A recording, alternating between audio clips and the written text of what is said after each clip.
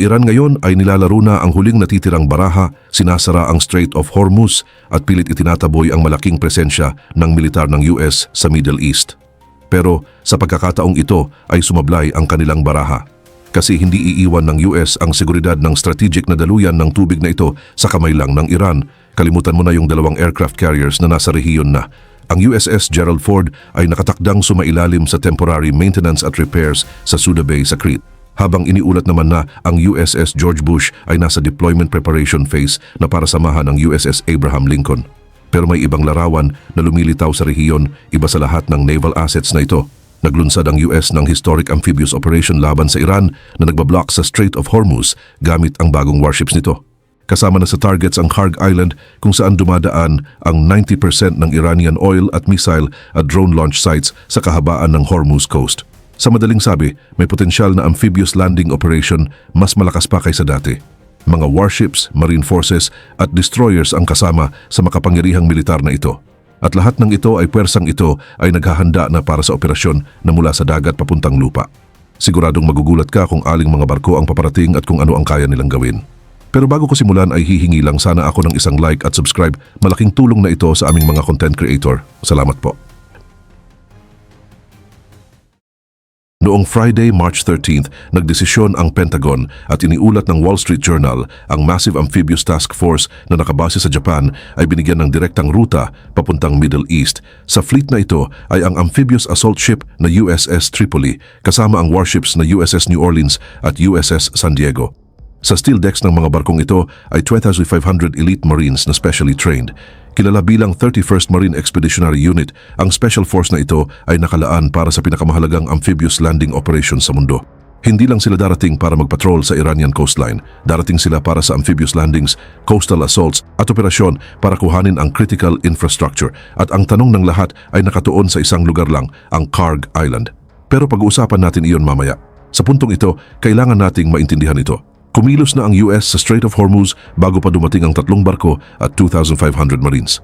Noong gabi ng March 17th, ang missile position sa kahabaan ng Straits Coast ay na-level gamit ang GBU-72s.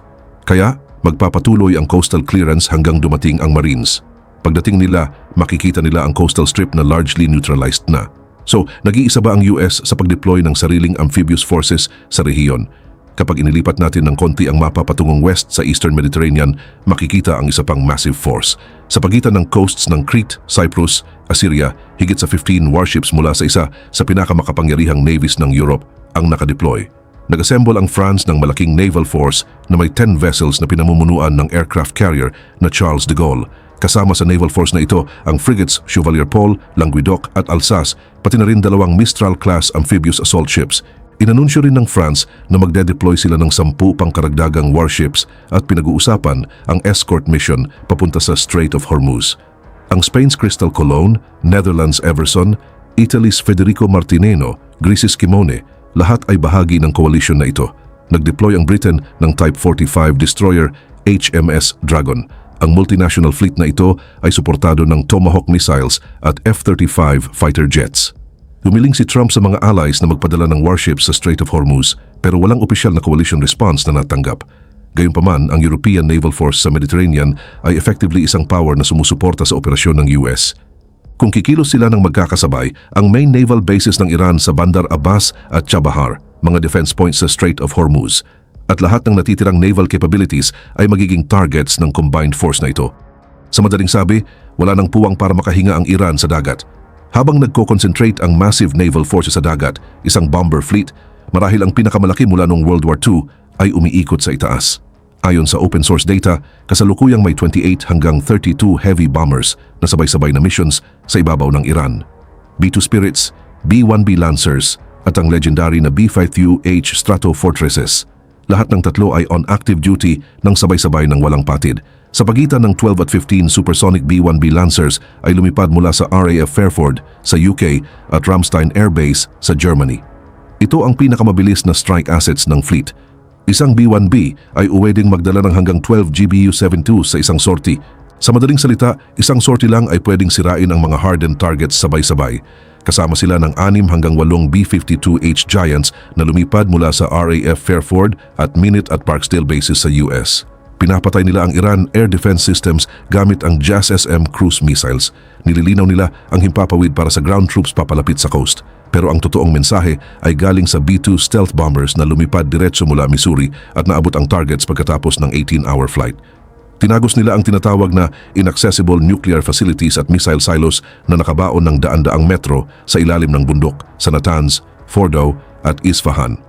Kasabay nito, noong March 17th, ang GBU-72s ay winasak din ng shallower pero extremely fortified military positions sa kahabaan ng Hormuz Coast at may isa pang puwersa na nag-ooperate sa mababang altitude, ang A-10 Warthogs. Ang mga heavily armored aircraft na ito mula sa Al Dhafra Air Base sa UAE ay nakalipad na ng higit sa 150 sorties. May dala silang 30mm GA-AU-8 cannons, Maverick missiles at APKWS rockets. Ang kombinasyong ito ay nag-neutralize sa fast attack boats ng Iran, swarms ng kamikaze drones at coastal militia units bago pa man sila makarating sa open sea. Ang mission ng A-10 ay highly specific para siguraduhin ang potential amphibious landing points sa Hormuz Coast step by step. Habang ang B-2 ay tumatama mula sa mataas na altitudes, sinisira naman ng A-10 ang anumang surface threat sa loob ng ilang segundo. Sila ay kasabay ng F-35 at F-16. At ang kombinasyong ito ay designed para durugin ang offensive capabilities ng Iran sa 3 layers sabay-sabay. So ano ang labanan ng massive force na ito? Ang sagot ay nakaka-surprise, halos wala. Kasi ang Iranian Navy ay effectively destroyed na. Ayon sa USNI news reports, 95% ng Iranian Navy ay naging combat ineffective. Sa pagitan ng 85 at 95 naval assets ay na-strike o severely damaged. Ang Bandar Abbas ay naging ship graveyard, sunken hulls, charred skeletons at overturned cranes sa port entrance. Ang drone carrier na Iris Shahed Madavi na ipinagmamalaki ng regime ay lumubog sa tubig na ito. Ang massive Iris Macron ay nakaranas ng parehong kapalaran. Lahat ng 4 na Solomon-class warships ay wiped off the map sa sabay-sabay na operasyon. A-16 critical ships na tasked sa pagmine sa Strait of Hormuz ay na-neutralize, malaki ang pagbagsak ng kakayahan ng Iran na gamitin ang mine card. Isang active-duty Iranian submarine din ay pinalubog ng torpedo. Pagsubok ng Iran na gamitin ang ballistic missile laban sa US Navy. Sabi ng IRGC na napatamaan nila ang aircraft carrier Abraham Lincoln. Itinanggi ng US ang claim at naglabas ng mga photos na ipinapakita ang barko na nagpapatuloy sa normal operations, pero ang mismong pagtatangka ay nagpapakita ng desperasyon ng Iran. May ilang panic na Iranian warships na sinubukang tumakas sa international waters. Ang Iris Dena na nakatakas malapit sa Sri Lanka ay pinalubog din ng torpedo. Nawalan ng 87 crew members sa kailaliman ng dagat. Ang iba naman ay desperadong naghanap ng refuge sa Indian at Sri Lankan ports. Sinumarise ni Admiral Cooper, ang commander ng CENTCOM, ang sitwasyon. Patuloy nating babawasan ang kakayahan ng Iran na banta sa freedom of navigation sa paligid ng strait. Isang navy na wala ng kahit isang barko na pwedeng mag-launch ng active attack. Para sa Iran, ito ay higit pa sa pagkawala. Ito ay collapse. Kailangan muna nating huminto at itanong ito. Lumubog ang Iran Navy. Bumagsak ang air defense. Ang missile capacity ay bumaba ng 90%. So bakit closed pa rin effectively ang Strait of Hormuz? Bakit 400 ships ang naghihintay? Kasi hindi kailangan ng Iran ng Navy para kontrolin ang strait. Ang narrowest point ng strait ay 21 miles. Ibig sabihin, sobrang lapit sa Iranian coast para kahit isang missile mula shore ay maabot ang anumang tanker sa loob ng ilang minuto. At nag-establish sila ng hundreds ng small mobile dispersed attack platforms sa kahabaan ng coast na atake ang 21 commercial ships. Isang naval drone ang tumama sa tanker sa Kuwait. At nandyan pa rin ang Iran mine card sa table. Thousands of naval mines mula pa noong 1980s ay nasa inventory nila. Paglalagay nito ay tumatagal ng oras. Pag-clear, tumatagal ng linggo. Ang British mine hunting ships ay on duty sa Gulf ng ilang linggo pero inalis sila ng Starmer government. Ngayon, iniisip ng British Navy na i-deploy ang autonomous mine hunting drones. Ang mga drones na ito ay unmanned, remotely controlled at 4 na beses na mas mabilis kaysa sa traditional methods. Ang GBU-72 strike noong gabi ng March 17th ay ginawa para baguhin ang equation na ito. Nagsimula ang US na systematically nasirain ang reinforced missile positions sa strait, underground weapons depots at drone launch pads na may 5,000 pounds penetrating bombs. At ngayon, dumating tayo sa pinaka-critical scenario ng digmaan na ito. Noong gabi ng March 13th, ang Kharg Island ay naging target ng unprecedented bombardment. Mahigit 90 military targets ang nawasak. Underground missile silos, naval mine depots, Revolutionary Guard naval bases, lahat ay taken out of commission. Pero ang pinakakapansin-pansin sa operasyon na ito ay hindi yung mga target na tinamaan, kundi yung mga hindi tinamaan. Hindi pinasabog ng US military ang kahit isang round sa massive oil terminals, storage tanks o pipelines sa Kharg. Sinira nila ang military infrastructure ng surgical precision, iniwan ang oil infrastructure intact. Kasi maaring may mas strategic plan sa Pentagon. Ang military garrison sa Kharg Island ay dispersed, ang air defense ay ineffective, ang isla ay isolated, napapalibutan ng dagat, at sa USS Tripoli papunta sa rehiyon kasama ang 2,500 elite marines. Pag pinagsama ang senaryo, isang isla na nawasak ang defenses, intact na oil facilities at special forces na darating na may amphibious landing capabilities. Sa mga hindi pamilyar sa history, noong 1988, sa panahon ng Iran-Iraq War, sinalakay ng US ang Iran oil platform sa Operation Praying Mantis. Ang Kharg Island operation ay pwedeng maging mas malaki, mas decisive at mas strategic na bersyon ng operasyon na iyon. Kung makagawa ang Marines ng amphibious landing sa Kharg at masecure ang isla ng walang pagkaantala, ibig sabihin nito, ang Iran oil revenues ay mapupunta sa ilalim ng kontrol ng US. Ang economic lifeline ng regime ay mapuputol. Ang coffers ng Iran ay mauubos at hawak ng US ang massive bargaining chip sa post-war negotiating table. Sa madaling salita, ang key sa oil ng Iran ay nasa Washington. Ito ay hindi ground invasion kundi surgical strategic strike. At napatunayan na ng kasaysayan na ang ganitong surgical moves ay nakakabago sa takbo ng lahat ng digmaan. So anong options ang natira para sa Iran? Ang Navy nila ay lubog na, ang air defense ay collapsed, ang missile capacity ay bumaba ng 90%, ang nuclear facilities ay breached, ang positions nila sa Strait of Hormuz ay pinapantay ng GBU-72 at may 2,500 elite marines na may amphibious landing capabilities na paparating. Ang tanging option na natira para sa Iran ay underground tunnels.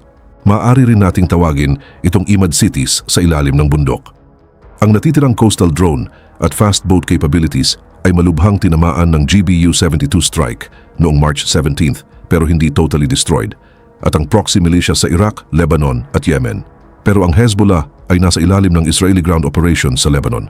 Ang Iraqi militias ay targets ng A-10 at ang Houthis ay nasa pressure mula sa US airstrikes, pero ang command at control network na kailangan para i-coordinate ang capabilities ay largely shattered. B-52 na may JASSM missiles at B-2 na may bunker-busting bombs ay tumama sa communication centers, command posts at nerve centers. Ang troops sa ground ay nawalan ng contact sa headquarters. At ang isang pwersa na walang coordination, kahit gaano kalaki ay hindi pwersa. Ito ay target, scattered, disconnected at unaware sa isa't isa. Ang mga unit na ito ay pinapatay isa-isa laban sa organized enemy. Ang larawan na nakikita natin ay nagsasabi ng lahat. Ang centuries-old fault lines ng Middle East ay hindi lang basta nabibiyak. Isang buong geopolitical tectonic plate ang tinatanggal sa lugar nito. Ang strategy ng Iran na i-shape ang rehiyon gamit ang proxy forces sa loob ng mahigit 40 years ay binabasag sa bigat ng US bunker-busting bombs. Ang GBU-72 strikes na nagsimula noong gabi ng March 17th ay nagpakita ng bagong mukha ng digmaan. Ang US ay hindi lang basta sumisira sa militar ng Iran. Effectively, binubuksan nila ang lock sa Strait of Hormuz bago pa man makalapag ang ground troops.